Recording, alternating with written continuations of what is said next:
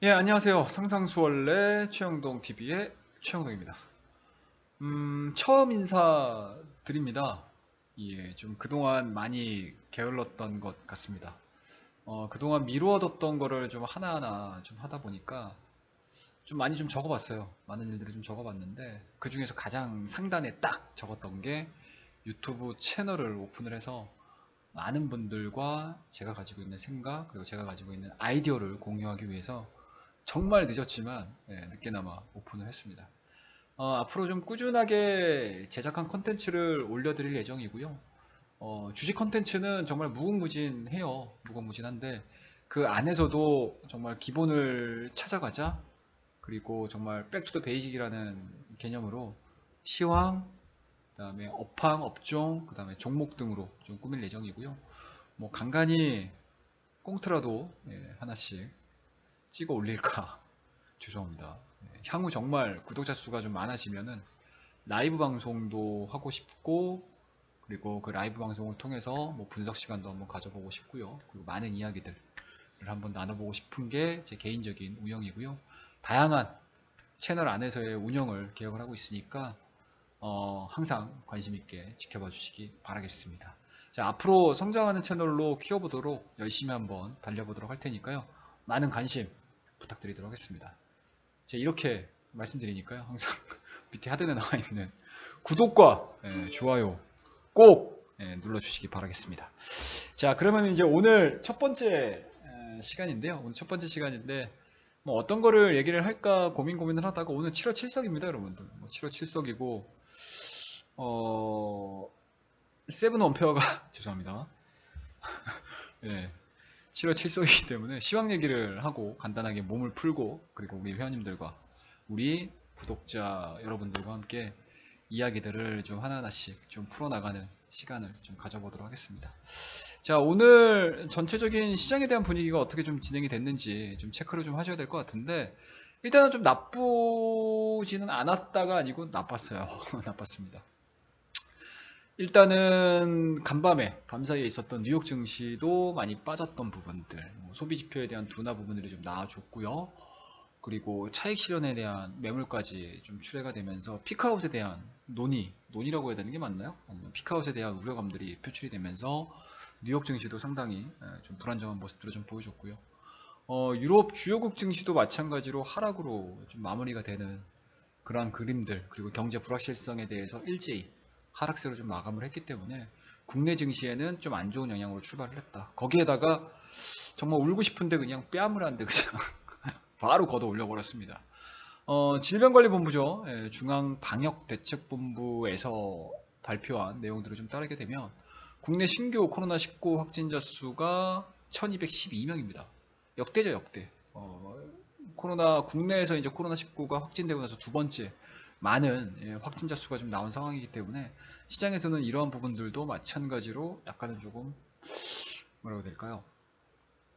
우려감으로 좀 반영이 되지 않았나. 뭐 이제 뭐 빠르게 정말 일상생활로 좀 돌아갈 것에 대해서 좀 기대를 많이 가졌었는데 생각보다 또 그게 또 멀리 또 먼 일들로 다가와 줄 수 있는 그런 이슈들로 좀 다가왔기 때문에 시장에서는 전반적인 종목군들 자체는 좀 하락세로 진행이 되고 상대적으로 기존의 코로나와 관련된 종목군들에 대한 강세의 흐름들은 상당히 좀 좋았던 것 같아요. 뭐 교육과 관련된 종목군들, 그다음에 뭐 진단 키트와 관련된 종목군들, 뭐 백신과 관련된 종목군들, 그리고 재택근무와 관련된 종목군들, 그다음에 온라인, 뭐 온라인 판매, 온라인 몰, 뭐 이런 쪽과 관련된 뭐 결제주들도 상당히 좋았었고요. 그다음에 이제 배달업종에서 수혜를 입을 수 있는 뭐 태형 포장이라든지 대형 포장이라든지 한국 패키지라든지 뭐 이런 종목군들도 상당히 조금 시장에서는 긍정적으로 좀 반영이 이루어지면서 수급이 쏠리는 그런 현상들을 좀 많이 보여줬습니다. 아시아 주요국 증시도 일단은 뭐 중국 같은 경우는 뭐 최근 들어서 굉장히 좀 급락하는 흐름들을 좀 보여줬지만 그런 부분들이 뭐 펀더멘탈에 대한 이상 부분들이 전혀 아니다라는 분석들이 이루어지면서 중국은 상승으로 마무리가 됐고요. 일본, 대만, 홍콩은 좀 전반적으로 좀 하락하는 흐름들로 좀 마무리가 됐습니다. 수급적인 부분들을 좀 체크를 좀 하셔야 될 것 같은데 여전히 양시장 다 매도입니다. 외국인들이 거래소 시장에서는 3,400억 정도 순매도, 그 다음에 기관들이 현재 지금 보시게 되면 한 8,300억 정도 매도가 지금 나온 상황이고요. 선물 쪽으로 넘어가서 좀 보시게 되면 외국인들이 거의 1127계약 정도를 매도, 그 다음에 기관들 같은 경우 5473계약을 순매수, 개인들도 마찬가지로 4710계약을 순매수로 전환을 좀 시켰습니다. 확실히 메이저에 대한 수급들, 특히 외국인들에 대한 현선물 매도가 상당히 좀 시장에는 좀 안 좋은 좀 영향을 좀 미치지 않았나라는 생각이 좀 들고요. 코스피 시총 상위 종목군들에 대한 모습들도 상당히 좀 많이 엇갈리는 모습들보다는 뭐 전반적으로 하락세로 좀 진행이 되는 쪽으로 좀 진행이 된 것 같습니다. 일단은 삼성전자입니다. 삼성전자 여러분들. 삼성전자 좀 보도록 할게요. 삼성전자에 대한 주가 흐름도 좀 보시게 되면 실적이 굉장히 좀 좋았거든요. 이 실적 한번 볼까요, 우리 여러분들? 어떤 내용들 실적이 좀 나왔는지 한번 좀 관련된 뉴스들을 좀 보면서 저희가 좀 체크를 좀 한번 해보도록 할게요.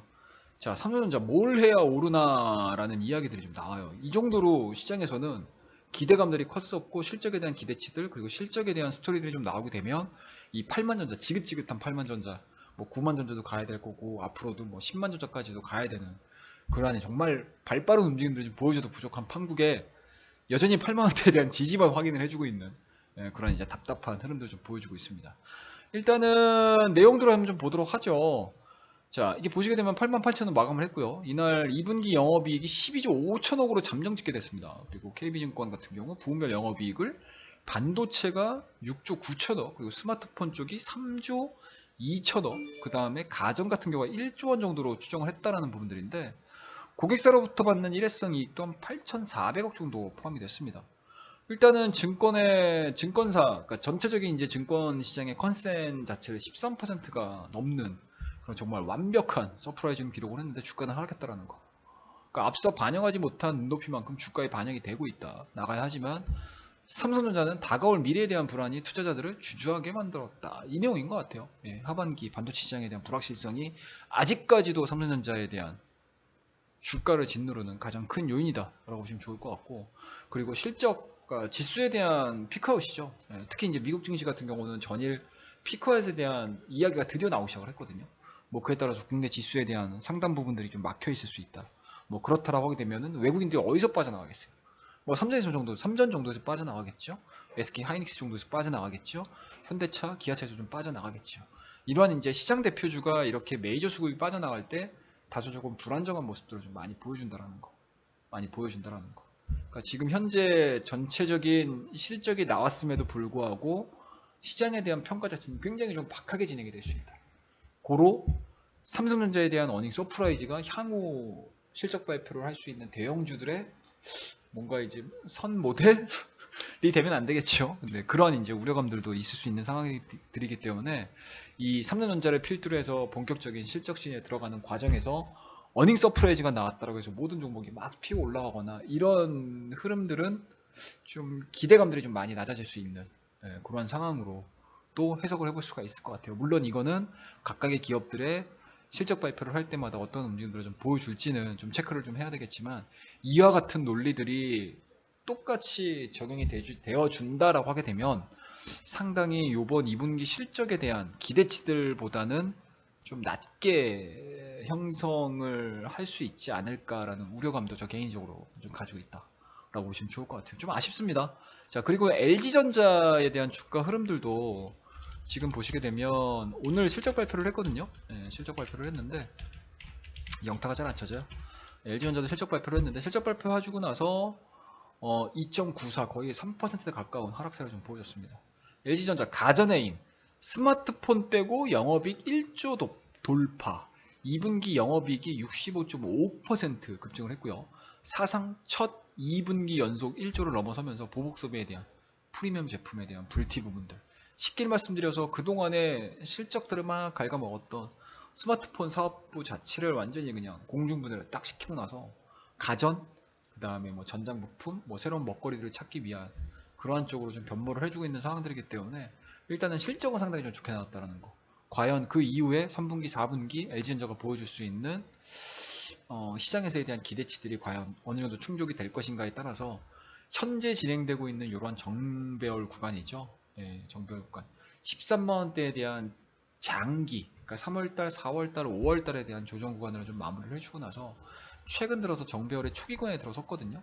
뭐 그렇기 때문에 오늘 2.94%의 하락 부분들이 뭐 기술적인 부분들 그리고 업황적인 부분들을 깨는 것 같지는 않아요. 깨는 것 같지는 않긴 한데 그래도 어찌됐든 실적 발표에 의해 이렇다 할 성장성들을 좀 보여주지 못한다라고 하게 되면 삼성전자 못지않게 LG전자도 실망 매물이 상당히 좀 많이 나와줄 수 있다는 거.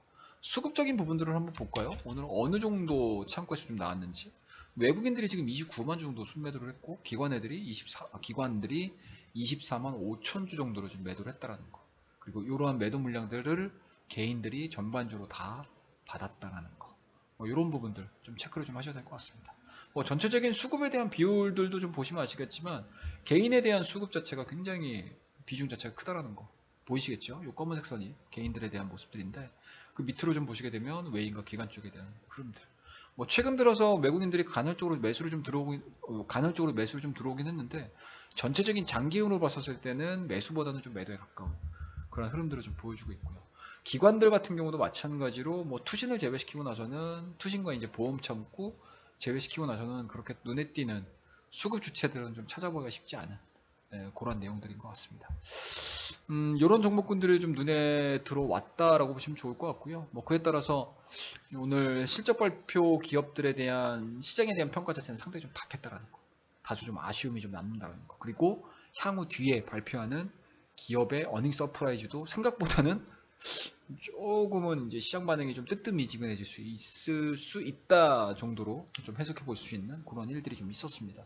자, 그리고 금융주들도 상당히 좀 안 좋았어요. KB금융이라든지 보험업종에 대한 흐름들도 썩 그렇게 좋지는 않았던 것 같습니다. 자, 증권주 대표적인 증권주죠. 키움증권 1.98% 하락을 했습니다. 좀 아쉬워요. 유증하고 나서 이제 종금사죠, 종금사.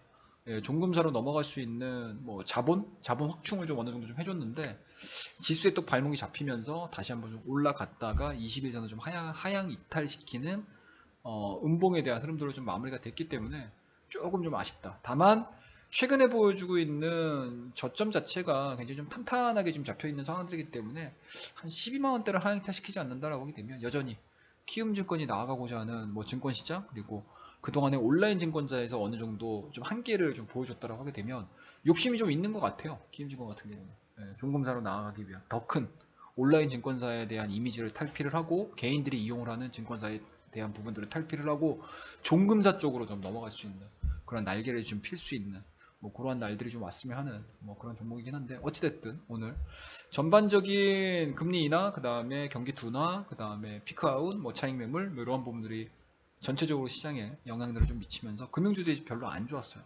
보험업종도 마찬가지죠. 그동안에 좀 상당히 지금 잘 올랐었던 뭐 DB손해보험이라든지 뭐 삼성생명은 뭐 별다른 얘기겠죠. 그 다음에 뭐 메리츠 화재라든지 뭐 하나생명이라든지 이런 종목군들도 뭐 특별한 움직임들 없이 마이너스권으로 좀 진행이 됐다라는 거 여러분들이 좀 눈여겨 좀 보실만 할 것 같고요.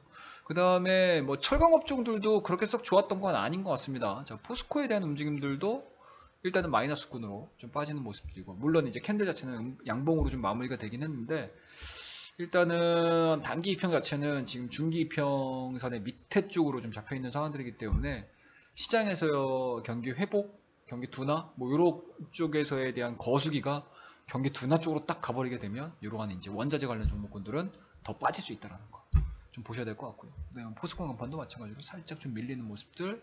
그 다음에 현대제철도 마찬가지로 약간은 좀 눈치를 보는 모습들로 좀 마무리가 됐다라고 보시면 좋을 것 같습니다.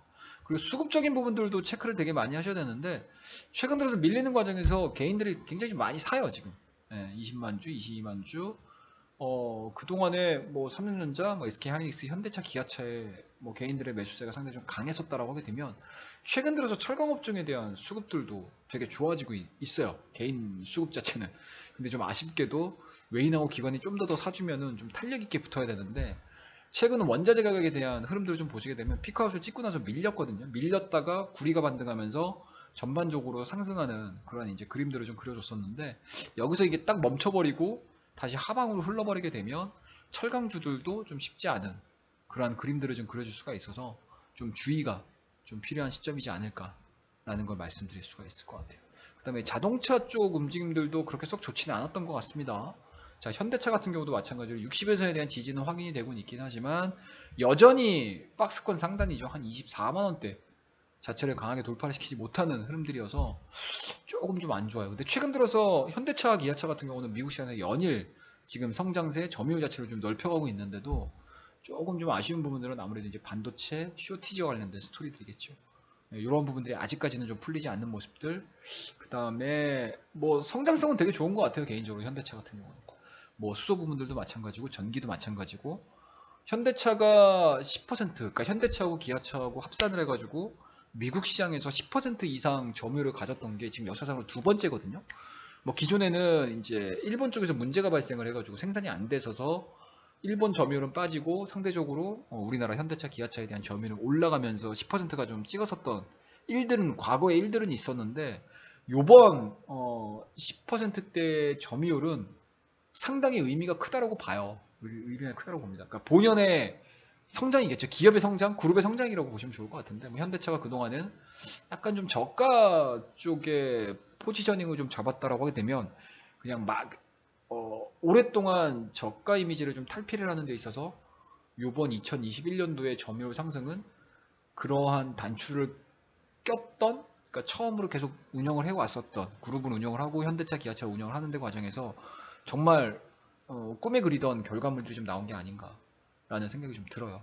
그래서 요번에 현대차 같은 경우는 좀 기대를 해볼 만한데 여전히 반도체에 대한 수급 부분들 이러한 부분들이 조금은 좀 아쉽습니다. 조금은 아쉽습니다. 이러한 부분들이 좀 풀리게 된다라고 하게 되면 삼성전자, 뭐 SK하이닉스, 현대차, 기아차가 이 탑4가 시장을 이끌 가능성이 상당히 높지 않을까. 근데 다만 이러한 시그널들을 보여줄 수 있는 그 시기 자체가 너무 좀 또 멀어지고 있어요. 한 발짝 좀 다가간 듯 싶었는데 한 발짝 또 뒤로 물러서는.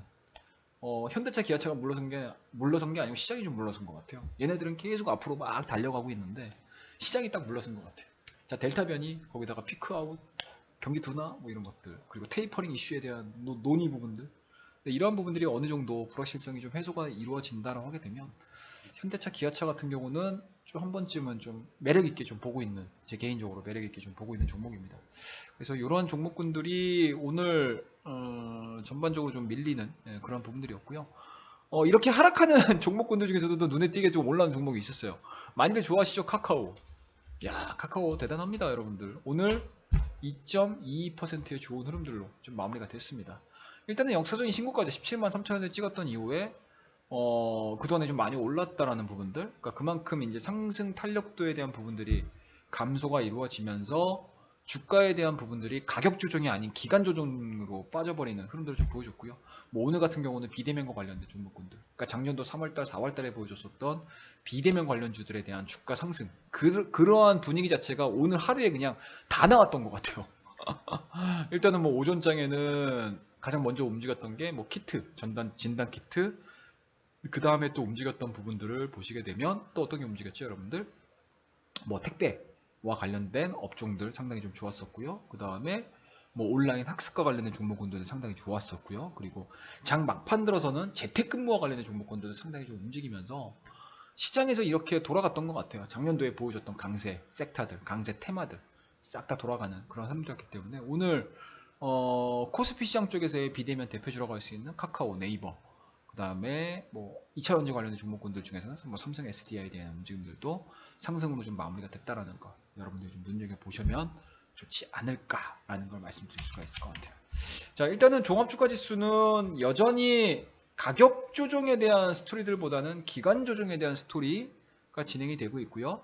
역사적인 신고가를 가기 위한 3,300 그리고 3,400, 뭐 3,500 그리고 우리 모든 시장에 참여하고 있는 참여자들이 기대하고 있는 이 썸머랠리에 대한 가능성들을 이 델타 변이가 과연 잡아먹을 것인가 좀 궁금하게 보고 있는 대목입니다. 저도 오늘 하루 시장을 보면서 뭐 물론 뭐 단타 테마 쪽으로 좀 들어가서 좀 좋은 성과를 좀 내긴 했는데 전체적인 시장을 볼 때는 상당히 조금 기분은 썩 좋진 않았다는 거. 그러니까 쉽게 얘기해서 이런 테마들로 수익을 내도 시장에 대한 방향성 자체가 막 우상향되는 그런 가능성들이 열려있는 시장에서 단타 쳐서 테마 접근해서 먹고 수익 내고 막 그러면 기분이 되게 좋거든요. 근데 전반적으로 시장에 대한 분위기가 하락하는 과정 쪽으로 빠져버리게 되면 저 같은 사람들은 별로 썩 좋지 않아요. 시장 볼 때.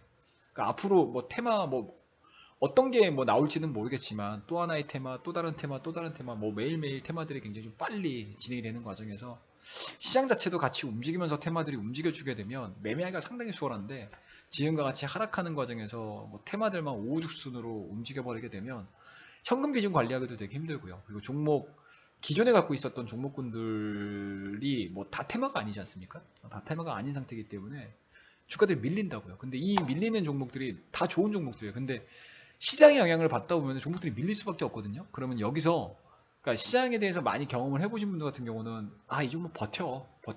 자, 델타변이 뭐 어떤 형태로 뭐 교차 접종을 하든 아니면은 전체적인 접종자 수에 대한 확대가 이루어지면서 감염자 수가 툭툭툭툭 떨어지는 걸 계속 기다려야 될지, 이런 것들이 딱 쓸 텐데, 대다수의 개인 투자자분들은 갑작스럽게 시장이 이러한 형태로 딱 움직여 버리게 되면 내 계좌에 찍혀 있는 마이너스에 완전히 뭐라 해야 되나 매몰돼 버리는 경우들이 상당히 좀 많거든요.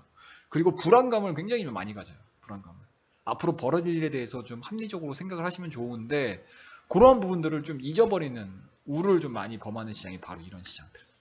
그쵸? 그리고 작년도 한 해, 그러니까 작년도 3월달, 4월달에 보여줬던, 그러니까 2월달, 3월달, 4월달에 보여줬던 팬데믹에 대한 아픔들을 그대로 갖고 있는 상황이기 때문에 일시적으로 오늘은 좀 많이 반영을 했다라는 거. 근데 다만 여기서 우리가 조금은 더 기대를 좀 가져볼 수 있는 부분들은 아무래도 학습 효과 부분이라고 할 수 있을 것 같아요. 학습 효과. 뭐 물론 이제 델타 변이에 대한 전염률, 그리고 확진자 수에 대한 부분들이 좀 감소가 좀 이루어진다고 하게 되면은, 그리고 현재 진행되고 있는 백신에 대한 효과 자체가 어느 정도 좀 나와준다라고 하게 되면 델타 변이는 그냥 한번 스쳐 지나가는 그런 것들로 마무리가 될 수는 있겠지만, 이 부분들이 좀 확산세로 좀 진행이 돼준다라고 하게 되면 시장은 조금은 좀 더 하락에 대한 변동성들을 좀 키울 수 있는 그런 분위기이기 때문에 그런 부분도 좀 잘 체크를 좀 하셔야 될 것 같아요. 좀 체크를 하셔야 될 것 같고, 다만 이러한 구간에서 좀 투자 아이디어를 좀, 그러니까 우리가 작년도에 한번 경험을 해보셨잖아요. 작년도에 한번 경험을 해보셨는데, 뭐 이때 당시에는 이런 종목군들이 움직였고, 또 이러한 부분들에 대한 기대감들이 좀 움직였었고, 그 다음에 뭐 온라인 결제, 온라인 유통 뭐 이런 쪽에서 또 한번 움직였고, 그 다음에 재택근무와 관련된 종목군들 한번 움직였고, 또 어떨 때는 뭐 콜센터와 관련된 종목군들이 한번 움직였고, 그 다음에 원격 진료에 대한 기대감들이 또 반영이 되면서 또 한번 움직여주는 그러한 이제 테마군에서도 이제 순환매로 돌아가는 그러한 이제 시장의 자금 이동들을 경험을 하신 분들 같은 경우는, 내가 이 종목이 좀 너무 많이 올랐어, 이쪽 테마가 너무 많이 올랐어, 그러면은 작년도의 기억들을 한번 떠올려 보셔서 이 섹터가 안 움직였는데 그럼 이쪽에 미리 들어가 있는 거죠. 그럼 이쪽에서 어느 정도 시세 변동성을 만들어 주고 나서는 또 이쪽에서 또 시세가 또 올라가는 그러한 부분들이 좀 있기 때문에, 지금은 좀 너무 조급하게 생각을 하시기보다는 델타 변이에 대한 추이 부분들, 그리고 오늘 밤에 있을, 우리나라 시간으로 내일, 그러니까 12시가 지나서 오전 3시죠. 6월 8일 오전 3시에 또 FOMC에 대한 회의록 부분에서 과연 테이퍼링 논의 자체가, 기존에는 만약에 100을 기준으로 봤었을 때, 강도 자체를 100을 기준으로 봤었을 때 100을 풀로 채우면 큰일 나는 거고요. 만약에 기존에는 50이었는데 이게 60 정도, 70 정도가 나오게 되면 시장에서에 대한 변동성도 또 유발될 수 있는 상황이어서, 그러한 부분들을 좀 잘 체크를 하시면서, 지금은 시장에서 신경 써야 될 게 너무 많은 것 같아요, 여러분들. 엄청나게 좀 많은 것 같습니다. 뭐 물론 시장이 올라갈 때 내가 수익을 내는 부분도 중요하겠지만, 이렇게 하나하나씩 시장에서 영향을 미칠 만한 이슈들을 좀 고민을 하시고 공부를 하시고, 또 그때그때 케이스 바이 케이스로 내가 매매를 할 때 활용을 해보시게 되면 이게 곧 실력이거든요. 이게 실력으로 쌓이고, 또 그 다음날 또 적용을 해보고, 그 다음 주에도 적용을 해보고, 그 다음 월에도 적용을 해보고, 다음 분에도 적용을 해보고, 그러니까 이런 것들이 다 하나하나씩 공부가 되실 수가 있기 때문에, 시황 부분들은 뭐 예측을 한다라는 개념보다는 오늘 하루에 어떤 일들이 있었고, 시장이 왜 어떠한 이유로 이런 식으로 움직였고, 종목들은 어떻게 움직였는지 하나하나씩 좀 짚어보는 시간들을 좀 가져볼 테니까요. 자, 오늘 7월 7일입니다. 원페어, 7월 원페어. 아니죠. 저 조선 사람이잖아요, 저는. 한국 사람이 7월 7석이라고 해야 될까? 이게 음력으로 세는 거기 때문에 이게 양력이 나는 맞잖아요.